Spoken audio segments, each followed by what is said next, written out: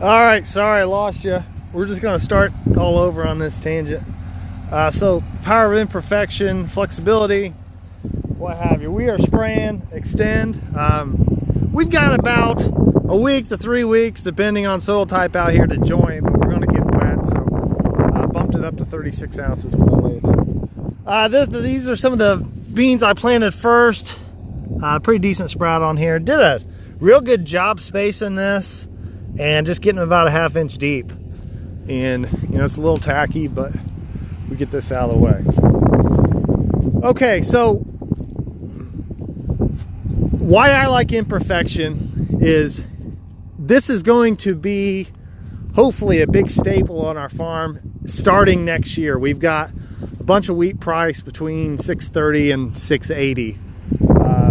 Played some futures market and rolled a little bit. So on. So everything out here is 20 feet. Now, I change everything drastically from year to year. So let's just start from the beginning. 2016, 30-inch rows with the 37.5 inch with the manure strip till 60, and now we're quad row. And I'd like to do both next year, quad row and manure strip till, if we get the time. But the reason why I love imperfection, if I tried to mechanically use precision to come up with all these experiments, it'd take me days and days and days. I can just do as good a job as I can, but come out here and walk this field, you know, every 2 or 3 days, and I've got a million different observations. So here's a guess row right here with the drill. So we had 2 rows on the end of the 20. You know, I got it pretty straightened out here, and then you've got the interseed. So I've got an infinite amount of observations right here. I've got higher population, more narrow row, 60-inch with a closer soybean, and as I go every inch I get a different observation, so I can come out here and figure out, okay, our sun angles to the south, how did that affect growth? And when you can have all these millions and millions of different observations, we've got different soil types, you can see the manure lines, you know, that seems like chaos to some people, but you can come out here and learn. You can figure out how it's working. You can figure out different parts in here, and then the next year you scale that idea and get better. So the whole key in this is I can't just be Daddy Warbucks and spending all the shit ton of money on something.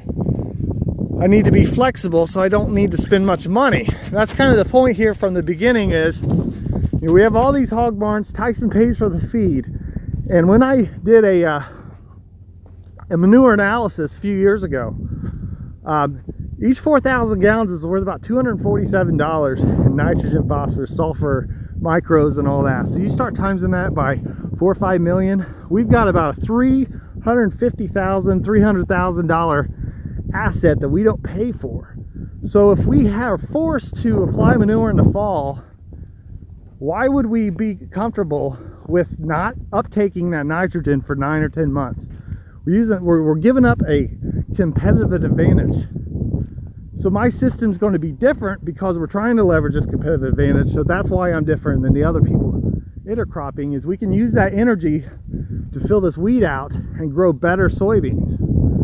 Most people say, you know, kind of dumb to put manure on soybeans, but if you can get the bushels there and grow a wheat crop, and the wheat crop helps the beans, I'm thinking we can make another $200 an acre compared to corn. So that's kind of what we're after. So anyway, catch my breath. Let me get this sprayed. We got a little rain coming in. Got the plot down there, and we lost about 20% of the wheat from drowned out. I'll try to get that done tomorrow. Once I get this done, I got about 10 more acres to plant. It takes quite some time with the 40/20. One other little thing while I'm walking back here, I would love if we trade this off and get a STS. What's really cool with that wheelbase being 120 and 160, anywhere in between, is if I intercropped, I could have it at say 120 and plant in between the rows with like a front toolbar and hooded sprayer in one pass. And then if I wanted to plant off of the rows like with wheat, I could put it out to 160 and then get that compaction off and maybe do a little bit better job there. But I think it'd be really neat to have a seed box on there and wet to be able to plant my beans and wide drop and maybe hood spray. You know, I think you could get 3 solutions if you really wanted to, but that's a few years away.